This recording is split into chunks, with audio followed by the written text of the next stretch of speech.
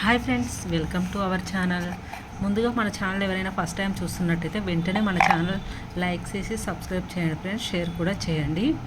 మరి పొదరిల్లు సీరియల్లో ఏం జరగబోతుందో తెలుసుకోవాలనుకుంటే మన ఛానల్ మాత్రం వెంటనే సబ్స్క్రైబ్ చేయండి ఫ్రెండ్స్, లైక్ చేయండి. అయితే సీరియల్లోకి వెళ్తే చక్రి కన్నతో మాట్లాడుతూ ఉంటాడు. చక్రి కన్నతో అంటాడు, ఏమైనా ఆట ఆడుకుందామా అని అడుగుతాడు. కన్న అంటాడు, నాకు పని ఉందన్నయ్య, సారీ అని అంటాడు. నీకు అసలే పని లేదు కదా, మర్చిపోయా అని నవ్వుతాడు. చక్రి కోపంతో, ఏంట్రా తిక్కగా ఉండొచ్చింది నీకు, అక్కడ ఇంట్లో గొడవ జరిగి టెన్షన్లో ఉంటే నన్నే ఆట పట్టిస్తున్నావు. ఈలోపు మహా వచ్చి, ఏంటి మీరంతా రండి, మొదటి నుండి మళ్ళీ ఆడదాం, మహాలక్ష్మి కేశవని కూడా ఆడమని అడుగుతుంది. కేశవ్ అంటాడు, లేదండి పనుంది. కన్నా అంటాడు, ఏం కన్నా, ఏంటన్నా ఈరోజు ఆదివారం కదా, ఈరోజు ఏం పని, రా అన్న కూర్చో అంటాడు. అప్పుడు చక్రి అంటాడు, అదేం లేదురా, ఇంట్లో పొద్దున గొడవ జరిగింది కదా, అందుకే షాప్కి వెళ్ళి ప్రశాంతంగా వెళ్ళి కూర్చుందామని చూస్తున్నాను. షాప్కి వెళ్తే బుస్ వస్తుంది కదా అంటాడు. మహాలక్ష్మి అంటుంది, పొద్దున జరిగిందంతా ఎవరికీ గుర్తుకులేదు, మీరు వచ్చి కూర్చోండి ప్లీజ్ అనగా కేశవ్ కూర్చొని ఆలోచిస్తూ ఉంటాడు. చక్రి మనసులో సారీ అండి,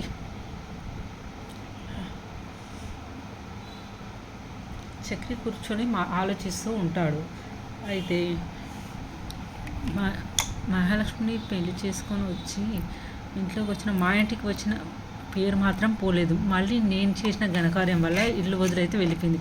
ఎలాగోలా వచ్చిన వల్ల కూడా ఇలాంటి గొడవల వల్ల అబద్ధం అయిపోతుంది. ఇప్పుడు ఎలాగైనా ఏదో ఒకటి చేయాలి, అందరం కలిసి బయటికి వెళ్ళడానికి ప్లాన్ చేద్దామని అనుకొని, కన్నా సరే మనం అందరం కలిసి బయటికి వెళ్ళి వద్దామని కన్నా అంటాడు. ఎక్కడికి కన్నా అంటే, ఎక్కడికైనా ఫ్యామిలీతో కలిసి వెళ్దాం అందరం అంటాడు. సరే అన్నయ్య, వదిన కూడా వస్తుందా అని చక్రి వస్తుందా అని చక్రి అంటాడు, తన కోసమేరా మన ప్లాన్ అంటాడు. నువ్వు కూడా అడిగితే ఒప్పుకుంటుంది. చక్రి కన్నతో అంటుంది. మహా వీళ్ళిద్దరు మాట్లాడుకోవడం చూసి, ఏంటి ఇద్దరు గునుక్కుంటున్నారు అని అడుగుతుంది మహా. అప్పుడు కన్నా అంటాడు, అదేం లేదు అది నా చక్రి అన్నయ్యకి నీతో సరదాకి బయటికి వెళ్ళాలని ఉంది అని అనేస్తారు. ఒరే దొండకాయ, నువ్వు నా కొంప ముంచేలా ఉన్నావు కదరా అనగా చక్రి మహా కోపంగా, ఏంటి ఏమన్నావంటే అంటే చక్రి అంటాడు, ఏం లేదండి, ఇంట్లో గొడవల వల్ల మనశ్శాంతి లేదు, మనసంతా ఎలానో ఉంది, అందులోనూ ఈరోజు సండే కదా, బయటకు వెళ్తే కొంచెం రిలీఫ్గా ఉంటుంది, అందుకే బయటకు వెళ్దామని అన్నాను, అంతేనండి ఇంకేం అనలేదనగా, అవును వదినే, మనందరం కలిసి ఫ్యామిలీతో కలిసి వెళ్దామని అన్నయ్యనే అన్నాడు.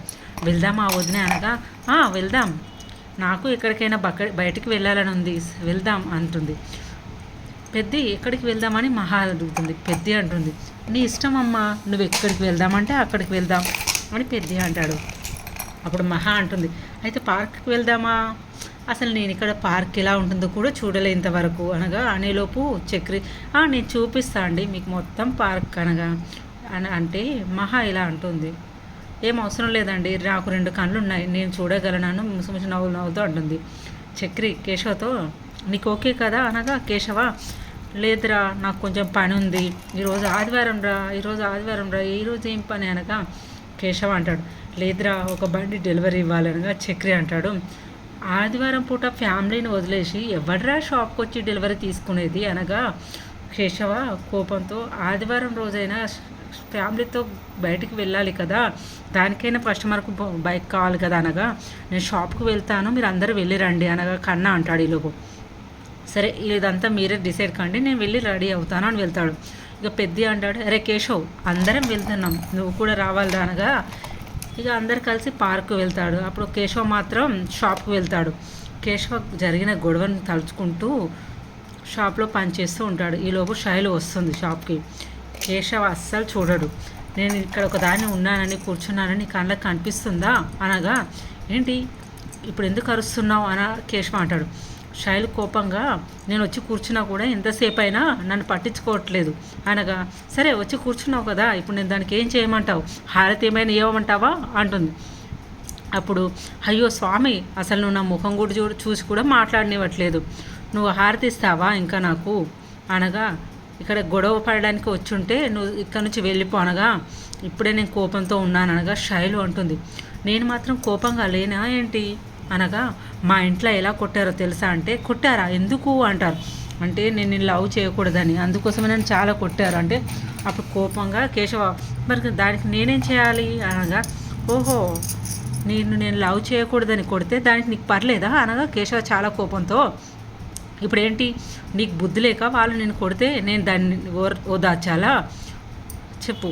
మీ ఇంటికి వచ్చి చూశాక మీ ఇంటి పరిస్థితి ఎందుకు తెలిసింది. మీకన్నా అన్ని విషయాలలో మా ఇల్లే మంచిది. ఒక చిన్న ఇంట్లో అందరూ ఉంటున్నారు, అది అద్దె ఇల్లు, ఏదో పెద్ద జమీందారు ఇల్లులాగా మా ఇల్లు గురించి అంతలా మాట్లాడారేంటి. మా ఇల్లుని ఏమైనా తక్కువ చేసి మాట్లాడడానికి మీరేమైనా మేడలో ఉంటున్నారా అనగా శైలు ఇలా అంటుంది. అవును, ఊరంతా మీ ఇంటి గురించి ఒక కథ చెప్పుకుంటుంది, ఫస్ట్ నువ్వు అది తెలుసుకో అనగా, అదంతా వదిలే మనం ముందు బయటికి వెళ్దాం పదా అనగా, ఈ గొడవలతో తల పగిలిపోతుందని కేశవ శైలి వాళ్ళు కూడా పార్కుకు వెళ్తారు. ఇటువైపు ఇంట్లో వాళ్ళందరూ పార్కు వెళ్తే శైలు కేశవ కూడా ఒక పక్కన కూర్చొని చిలక గోరింకలా కూర్చొని మాట్లాడుకుంటారు.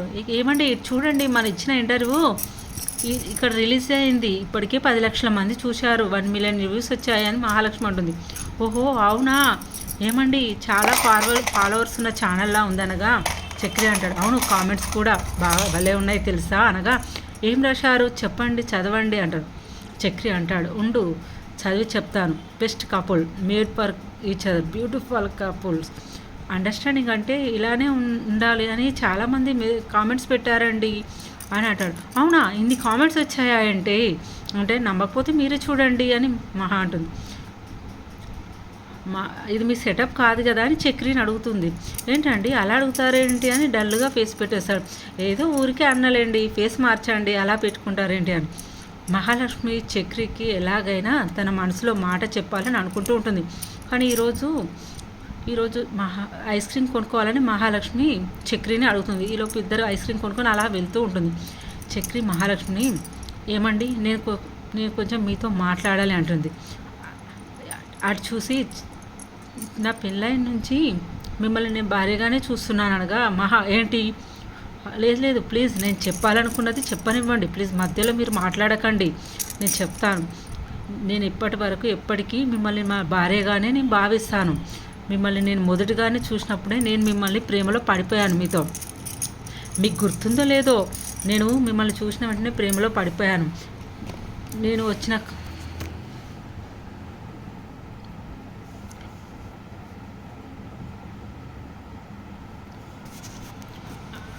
అప్పుడు కూడా మీరు సారీ అండి, ఈ ఊర్లో మనం మొదటిసారి కలిసాం. నువ్వు వచ్చిన కారు, నేను తోలుకొచ్చిన కారు ట్రైన్లు ఢీకొండాయి. అప్పుడు కూడా నువ్వు నాకే సపోర్ట్ చేసి మాట్లాడావు. ఆయన సరిగ్గానే తోలాడు, సరిగ్గానే డ్రైవ్ చేశారు కారు అని నా కోసం వాదించారు మీరు. అయినా నేను అప్పుడు నేను ఎవరో తెలియకపోయినా మీరు నా గురించి మాత్రమే మాట్లాడారు. అప్పుడే మీరు నాకు చాలా బాగా నచ్చారు. ఆ తర్వాత మళ్ళీ నేను మిమ్మల్ని ఎప్పుడు చూస్తారా అని ఎదురు చూశాను. భగవంతుడే చూసి నన్ను మీ ఇంటికే డ్రైవర్గా పంపించారు. మళ్ళీ నేను చూడడానికి, మీతో మాట్లాడడానికి నాకు అవకాశం దొరికింది. దేవుడు నా వైపే ఉన్నాడు అనిపించింది. కానీ నేను మీ ఇంటికి వచ్చిన 2 రోజులకే మీకు పెళ్ళి కుదిరిందని తెలిసింది. అప్పుడు నా నెత్తిన పిడుగు పడ్డట్టు అయింది. సరే, నా లక్ ఇంతేలే అని వదిలేశాను. అప్పుడే మీకు ఈ పెళ్ళి ఇష్టం లేదని తెలిసింది. మీకు ఎలాగైనా సాయం చేయాలనుకున్నాను. నేను ఆ నుండి కాపాడి ఊరు తీసుకొచ్చేప్పుడు కూడా మిమ్మల్ని పెళ్లి చేసుకోవాలనే ఉద్దేశం నాకు అస్సలు లేదు. కానీ మన పరిస్థితుల వల్ల పెళ్లి చేసుకోవాల్సి వచ్చింది. అప్పుడు కూడా నేను విధురాతనే నమ్మాను. మీరు నా కోసమే పుట్టారని, భగవంతుని కూడా మన ఇద్దరిని కలపడమే ఇష్టమని, ఇకపై మమ్మల్ని మిస్ చేసుకోకూడదని అనుకున్నాను. కానీ మీరు అందరితో మంచిగా మాట్లాడతారు, మీరు నాతో మాట్లాడరు. 24 గంటలు పెద్ది అని అంటారు తప్ప ఎప్పుడైనా చక్రి అని ప్రేమగా పిలిచావా? ఆ రోజు కూడా ఏదో నేను తాగి వచ్చి మీ మీద నాకు ఎంత ప్రేమ ఉందని చెప్పడానికి మాత్రమే వచ్చానండి, చెడు ఉద్దేశంతో కాదండి. మీ మీద నాకున్న ప్రేమ ఎలా చెప్పాలో అర్థం కాకుండా నాలో నేను చచ్చిపోతున్నానండి. మీరంటే నాకు ఎంత ఇష్టమో అంటే, నాకు ఇష్టం లేని విడాకులు కూడా మీరు అడగకుండానే ఇచ్చినంత ఇష్టం అండి. నేను పెళ్లి చేసుకున్నాను కదా, మీరు ఎక్కడికి వెళ్తారు, మా ఇంట్లో నా భార్యగానే ఉంటుంది.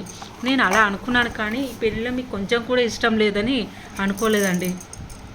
మీరు ఎప్పుడు ఇది ఫేక్ మ్యారేజ్, డైవర్స్ కావాలి ఈ పెళ్ళి నుండి బయటపడడానికి అని నాకు తెలుసు.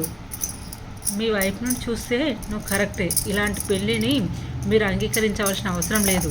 మీరు ఈ పెళ్లి నుండి బయటపడితే మీకు మంచి జీవితం దొరుకుతుందని మీరు ఎప్పుడూ అంటుంటారు కదా, కానీ నేను ఇప్పుడే చెప్తున్నానండి అని చక్రి మహాలక్ష్మితో మాట్లాడుతూ ఉంటాడు. ఇలానే మాట్లాడుతూ ఉంటాడు.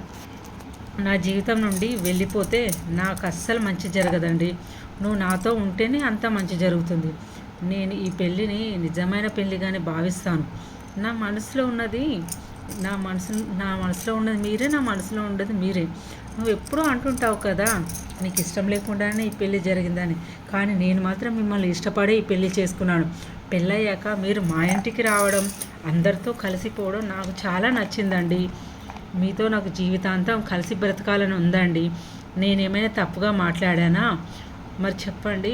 నేను పెళ్ళైన రోజు నుండే కాదండి, అంతకైనా ముందు నుండే మీరు నా భార్యగా, నా సర్వస్వంగా భావిస్తాను. ఏంటండి అంటుంది. నేను అంతలా ఆశపడ్డాను, కానీ ఈ పెళ్ళిలో కొంచెం కూడా ఇష్టం లేదని రోజు రోజు నాకు తెలుస్తుందండి. నువ్వు ఎప్పుడూ ఇది ఫేక్ మ్యారేజ్ అనడం, డైవర్స్ కావాలని అడగడం నా గుండెని కోసేవి, చాలా బాధ అనిపించేది. నా అలాంటి ఒక సామాన్యుని మీరు భర్తగా భావించవలసిన అవసరం లేదు మహాలక్ష్మి అంటుంది. ఈ పెళ్ళి కేవలం నా కోసం, నా స్వార్థం కోసం జరిగిందని అనుకున్నాను. నా వల్ల మీరు స్వార్థంలో ఇరుక్కున్నారని అనుకున్నాను, కానీ దాని వెనుక ఇంత ప్రేమ ఉందని నేను అస్సలు అనుకోలేదు. నిజంగానే నేనంటే మీకు అంత ఇష్టమా? చక్రి అంటాడు. ఏంటండి అలా అడిగారు? కొంచెం కాదండి, ఈ ప్రపంచంలో మీరు ఏది అడిగినా తెచ్చిచ్చేదంట. బంగాళాఖాతంలో లోతు ఎంతుందో మాత్రం నాకు తెలియదండి. కాకుండా మీపై ఉన్న ప్రేమ కొలవడం ఎవ్వరి తరం కాదండి. మీతో కలిసి 1000 ఏళ్ళు ఉండాలండి, నన్ను వదిలి వెళ్ళరు కదా మీరు అనగా మహా అప్పుడు అంటుంది, ఇంతటి ప్రేమను వదులుకొని వెళ్ళడానికి నేను పిచ్చిదని కాదండి, నా ఊపిరి ఉన్నంత వరకు నేను మీతోనే ఉంటానండి అని మహా అంటుంది. చూశారా, మరి చక్రి మనసులో ప్రేమను మహాకి చెప్పడం, మరి మహాలక్ష్మి ఒప్పుకోవడం అని జరుగుతుంది. మరి మీరేమనుకుంటున్నారు? మహాచక్రి కలిసి సంతోషంగా ఉండాలని మీరు ఎంతమంది కోరుకుంటున్నారు? మళ్ళీ శైలు కేశవ కలవాలని మీరు శైలు కేశవ మ్యారేజ్ కావాలని ఎంతమంది అనుకుంటున్నారు? ఒకవేళ నా వీడియో మీకు నచ్చినట్టయితే లైక్ చేయండి, సబ్స్క్రైబ్ చేయండి, షేర్ చేయండి. Please watching my more videos. Thank you for watching more videos.